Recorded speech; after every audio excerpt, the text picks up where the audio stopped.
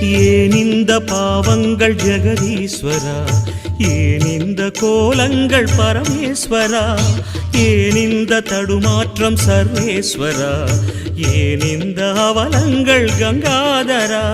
மூன்றாவதாம் உன் கண்ணையே நீர் திறப்பீர் உலகுயவே. ஆதி அறியாமலே வாழ்ந்து வரும் வாழ்விலே ஆசைகளின் ஆட்டமே பாரு. வாழ்க்கையின் சாவியும் ஆழியில் வீழ்ந்ததே, வழி என்பதென்ன இனி கூறு. கைலையில் தாண்டவம் ஆடியது போதுமே, பூமியில் நீ